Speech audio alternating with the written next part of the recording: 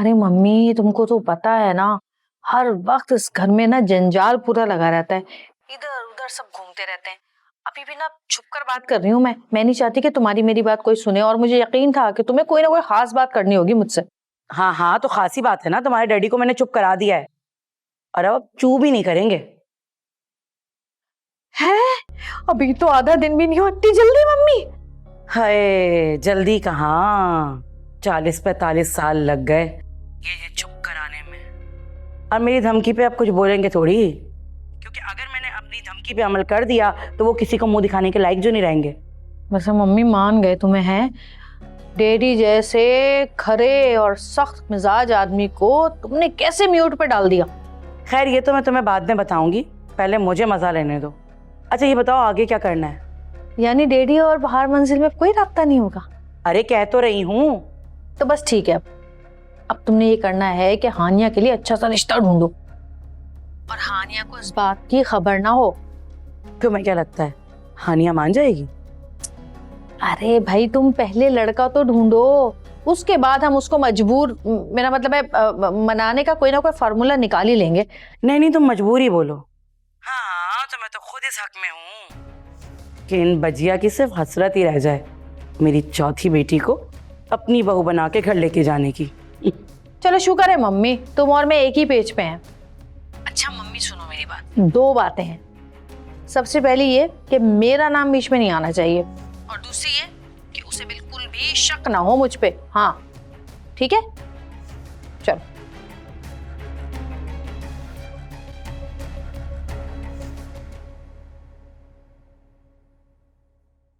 अरे नबील। जी शौकत भाई। क्या हाल है? हाँ ठीक। वो मैं कह रहा था कि ऐसी ना मेरे पास बिल्कुल एक और शर्ट है, ग्रीन कलर की। मैंने मुश्किल से 1 या 2 बार पहनी है, तो मैं तुम्हें गिफ्ट कर दूंगा। मैं वैसे इस्तेमाल शुदा चीजें नहीं पहनता। I hope you don't mind.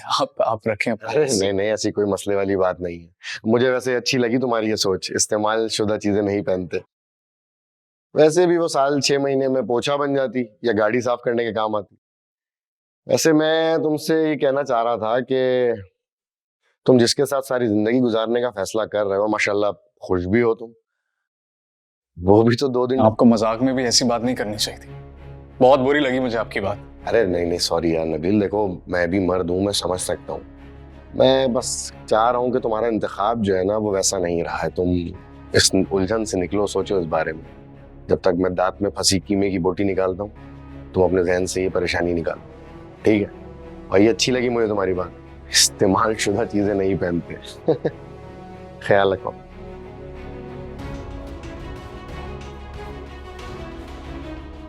तुम जिसके साथ सारी जिंदगी गुजारने का फैसला कर रहे हो, माशाल्लाह खुश भी हो तुम।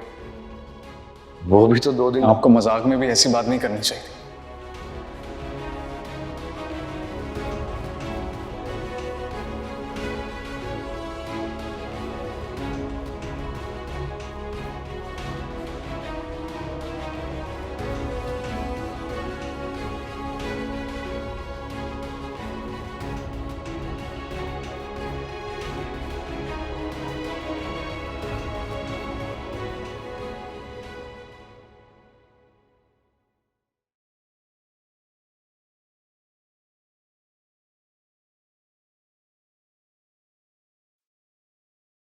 हाँ।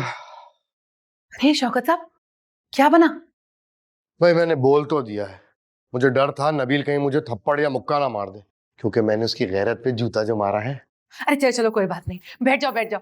बड़ा अच्छा काम करके आए हो, बात कर दी, मैं बहुत खुश हूँ। पर एक बात बता दूं, नबील ना किसी बड़े से बदतमीजी नहीं करता कभी। अरे इसी बात का तो मुझे मार्जिन मिल गया महविश बेगम। और वैसे भी मैं तुम्हें बता दूं, बाहर मंजिल में मेरी बड़ी इज्जत है, क्योंकि मैं इस घर का इकलौता दामाद हूँ। बस तुम और अम्मा ही नहीं करते मेरी इज्जत। शौकत साहब, आप बहुत बड़ा काम अच्छे से करके आए, इसीलिए मैं आपको कुछ नहीं कहने वाली। जो आपका दिल कहे आप कहे, मैं कोई जवाब नहीं दूंगी। लेकिन एक बात तो बता दें, ये नबील के एक्सप्रेशंस क्या थे? अरे महविश बेगम, मैं उसकी जिंदगी उजाड़ आया हूँ। उसकी आंखों में साफ दिखाई दे रहा था कि आगे अंधेरा ही अंधेरा है। तो इसका मतलब है हानिया यहाँ से किक आउट हो जाएगी? हानिया का मुझे इल्म नहीं है, अलबत्ता नबील नॉकआउट जरूर हो गया।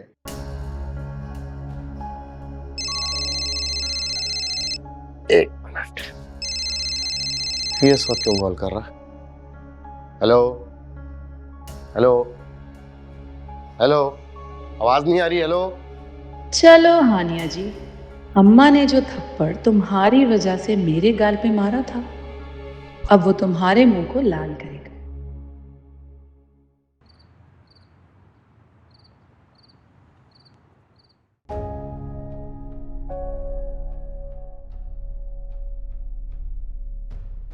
हानिया बेटा, कुछ खाने के लिए लाऊं? दिल नहीं करा मम्मी। देखो, जब तक माँ के घर में हो ना, ये लाड नाज नखरे सब उठवा लो। ससुराल में ना कोई नाज नखरे नहीं उठाने वाला होता, ये बात याद रखना मेरी तुम। ससुराल कहाँ से आ गया बीच में? वही कमबख्त तो बीच में है, हर लड़की के नसीब में वो होता है। और ये जो सास नंदे होती है ना, ये छुरियों को तेज करके बैठ जाती है कब कोई लड़की आए और उसकी शख्सियत के टुकड़े टुकड़े कर दे। खैर हानिया बेटा, वो मैं ना तुमसे तुम्हारे अगवा के बारे में कुछ बात करना चाह रही थी जब तुम कैद थी। मेरा मकसद तुम्हें परेशान करने का नहीं है, बस मैं ये पूछना। मम्मी जो कुछ भी हुआ मुझे उसके बारे में कोई बात नहीं करनी। वो एक तकलीफदेह वक्त है और मैं उसे भूल जाना चाहती हूँ। वो सब तो ठीक है, मगर मैं ये पूछना चाह रही थी कि उन लोगों ने तुम्हारे साथ कोई बदतमीजी तो नहीं की, कोई दस्त दराजी तो नहीं की, तुम्हें तंग तो नहीं किया ना? मैं जानती हूँ मम्मी कि आप क्या पूछना चाह रही हैं, लेकिन ऐसा कुछ नहीं हुआ। मैं ये भी जानती हूँ कि मैं आपको कितनी भी सफाइयाँ दे दूँ, शायद आपको मेरी बात पर यकीन नहीं आएगा। मैं मानती हूँ तुम जो कह रही हो यकीनन वो सच है और तुम मुझसे झूठ नहीं बोलोगी, लेकिन अगर फर्ज करो कि मैं कहूँ कि मैं ये बात नहीं मानती और तुम झूठ कह रही हो, उन लोगों ने तुम्हारे साथ बहुत बुरा सलूक किया और तुम्हें बहुत तंग किया और तुम उनके साथ बहुत गैर महफूज थी, तो ये कैसी बात हुई मम्मी? यही बात तो हो रही है। हम नहीं, बाकी सब लोग कर रहे हैं और मैं किस किस को सफाइयां दूं तुम्हारी? सच को सफाई देने की जरूरत नहीं होती मम्मी। अरे सच को ही तो सफाई की जरूरत होती है, और झूठ तो वैसे का वैसे ही कामयाब खड़ा रहता है। देखो हानिया, फर्ज करो अगर तुम्हारे दिल में शक पड़ जाए कि मैंने जो तुम्हें रोटी लाकर दी वो नीचे जमीन पे गिर गई थी और मैंने उसको जमीन से उठाया, झाड़ा, साफ करके तुम्हारे लिए ले आई, तो मैं कितना ही कह दूं कि मैंने ऐसा नहीं किया, मगर तुम यकीन नहीं करोगी। क्यों? क्योंकि दीवार के उस पार क्या हुआ किसे पता। कुछ ऐसा ही तुम्हारे साथ हुआ है बेटा। ऐसा कुछ नहीं हुआ है मम्मी, और जो लोग ये कहते हैं ना उनका मुंह तोड़ दें आप। जवाब देने की कोई जरूरत नहीं है उनको। सबके मुंह तोड़ना आसान नहीं है, किस किस का मुंह बंद करूंगी मैं? और ये लोग जो बातें कर रहे हैं ना, ये कोई और नहीं, हमारे करीबी रिश्तेदार हैं। इसलिए जिंदगी में अब जो भी कदम उठाना ना, बहुत सोच समझ के उठाना, समझी?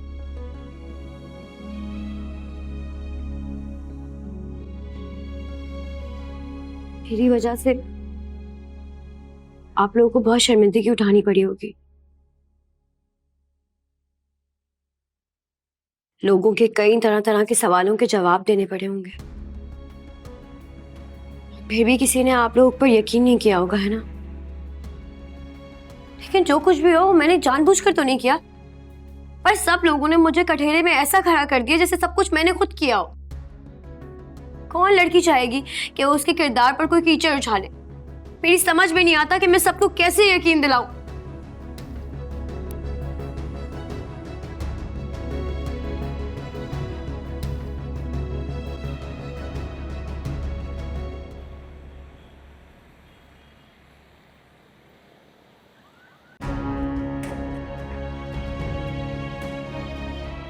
तुम जिसके साथ सारी जिंदगी गुजारने का फैसला कर रहे हो, माशाल्लाह खुश भी हो, तो वो भी तो 2 दिन। आपको मजाक में भी ऐसी बात नहीं करनी चाहिए।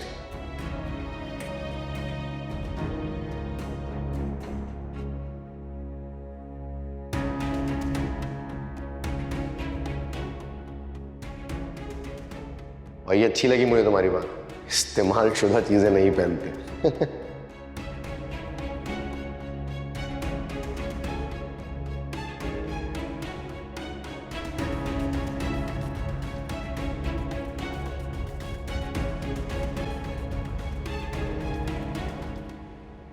हाँ, हानिया तो घबरा गई, बुरी तरह सफाइयां देने लगी। मुझे तो लगता है 1-2 चोटे और मारूंगी ना और बातें से बताऊंगी तो मुझे तो लगता है बजिया को भी गालियां देने लगेगी। अरे मम्मी, हानिया कहाँ गालियां देती है। हाँ, ताने कोसने दे सकती है, ये सब कुछ तो सीखा ही है हमने तुमसे, है। माँ से कभी तमीज ना आएगी बात करने की, मस्करियां कर रही हो, बहुत ही बदतमीज हो तुम। अच्छा चलो ये बताओ, नतीजा क्या निकला सारी कारस्तानी का? अरे तुमने खुद ही तो कहा था आराम आराम से, तो इतनी जल्दी नतीजा कैसा? लेकिन फिर भी चलो, सुबह भी ऐसे ही कुछ जिक्र छेड़ दूंगी मैं। बहरहाल मुझे दुख तो हो रहा था, रोने वाली हो गई थी। आखिर को मेरी बेटी है और तुम्हारी बहन। अरे मम्मी क्या हो गया, ऐसे क्यों सोच रहे हो?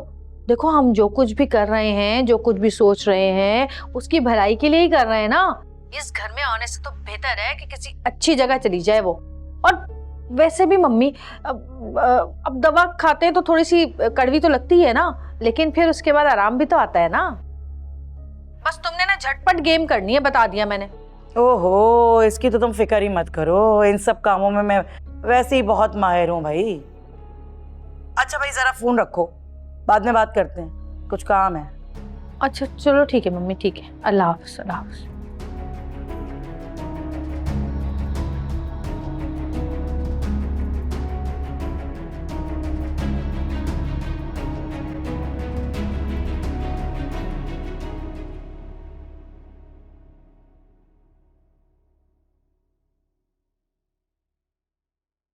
क्या हुआ है, ऐसे क्यों बैठी हुई हो? डर लग रहा है, डर लग रहा है? किससे? खुद से, लोगों के सवालों से। दिल करता है कि खत्म कर दूं खुद को, पंखे से लटक कर जान दे दूं अपनी। पागल तो नहीं हो गई तुम?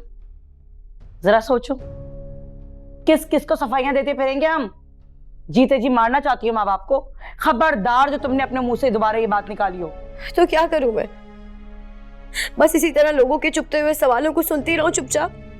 आप कभी भी नहीं समझ सकती कि मैं किस कर्ब से गुजर रही हूं।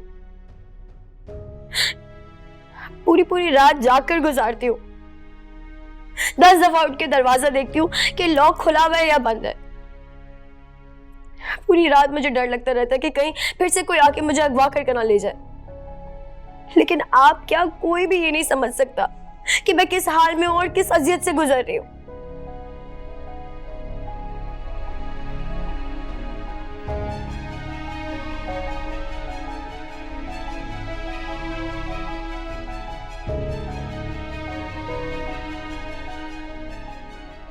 चप्पल तो पहन के जाती, मुझे ये रखना पड़ेगा तस्बीह यहाँ।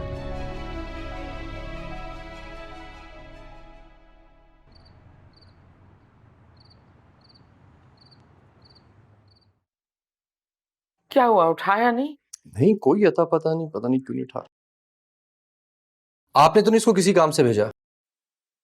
नहीं, हमने तो किसी काम से नहीं भेजा, खुदा जाने कहाँ गया। ऐसे पहले कभी हुआ तो नहीं कि बगैर बताए वो यूं गायब हो जाए। तुम करो अपने फोन से ट्राई। जी, मैं कर रहा हूँ। हाँ,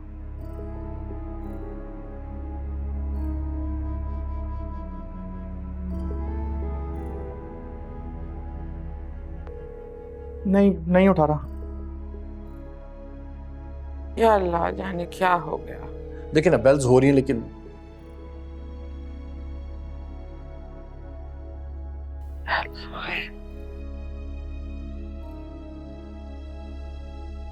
दोबारा ट्राई करो।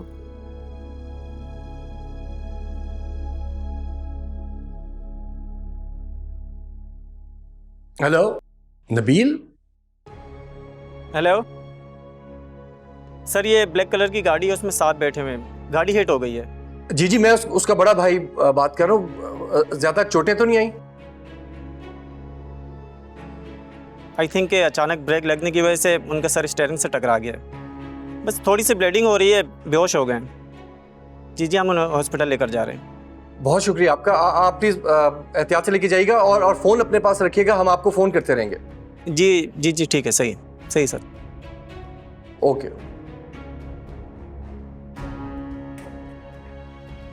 क्या क्या बात है? नहीं वो ज्यादा वो बता रहे ज्यादा सीरियस बात नहीं है, लेकिन गाड़ी लग गई है उसकी। नहीं नहीं, गाड़ी नहीं लगी है, किसी की बुरी नजर लग गई हमारे बच्चों को। चले भाई साहब, अम्मा हम पहुंचते हैं फौरन है, आओ यार।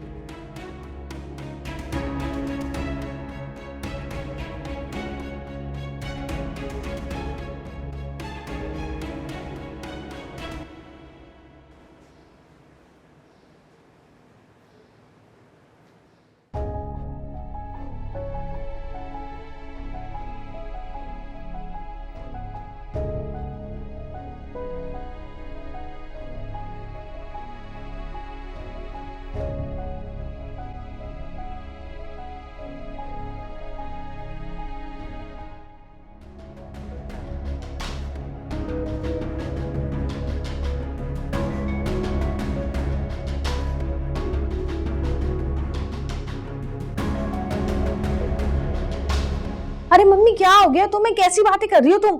है डैडी को अकेले मत भेजना भाई, तुम साथ जाओ उनके, खबरदार जो तुमने उनको अकेला भेजा हो तो। अरे तो हानिया का क्या करूं, उसे कैसे घर में अकेला छोड़ दूं? उसकी हालत ठीक नहीं है, जानती नहीं हूँ क्या? तो भाई हानिया को भी तैयार करा के साथ ले जाओ ना। देखो मम्मी, अगर ऐसे मौके पर हानिया नहीं हुई ना तो सबको शक हो जाएगा कि हम लोग कुछ कर रहे हैं। और तुमको तो पता ही है ये सारे के सारे भाई कैसे चंट चालाक हैं। जाहिर सी बात है, चालाक क्यों नहीं होंगे, वो तो चालाक होंगे। आखिर बेटे किसके हैं, जैसी माँ वैसी औलाद है। अच्छा तुम टाइम जाया मत करो, चलो जाओ हानिया को और डैडी को लेके निकलो, शाबाश। और ख्याल रखना डैडी को अकेला मत छोड़ना इन भाइयों के बीच में। ये भांजे कम दामाद, इनकी ना हमारे डैडी से बहुत जबरदस्त अंडरस्टैंडिंग है। हाँ फंसवा देंगे हमें ये। अंडरस्टैंडिंग तो देखो कैसी निकालती हूँ मैं शराफत अली साहब की। चलो ठीक है, बस अब निकल लो जल्दी, शाबाश। मम्मी भी ना पता नहीं क्या फजूल फजूल बातें करती रहती हैं। खतरे की कोई बात नहीं है, चोट भी कोई नहीं आई उन्हें, और बॉन्स वगैरह भी ठीक है। तो डॉक्टर साहब फिर नबील को होश क्यों नहीं आ रहा? एक्सीडेंट में बहुत ही फोर्सफुल इम्पैक्ट होता है पूरी बॉडी और गर्दन वगैरह में। ऐसे में इंसान जो है वो पूरी बॉडी पे स्ट्रेस लेता है और बेहोश हो जाता है, वो जल्दी होश में आ जाएंगे। डॉक्टर साहब कोई इंटरनल ब्लीडिंग या कोई फ्रैक्चर वगैरह तो नहीं है? नहीं ऐसे तो नहीं, मगर एहतियातन हमने उनका एक्सरे और सिटी स्कैन कर लिया है, but at least till now no worries. Thank you so much, बहुत शुक्रिया। नबील के लिए कमरे का बंदोबस्त करते हैं। चले।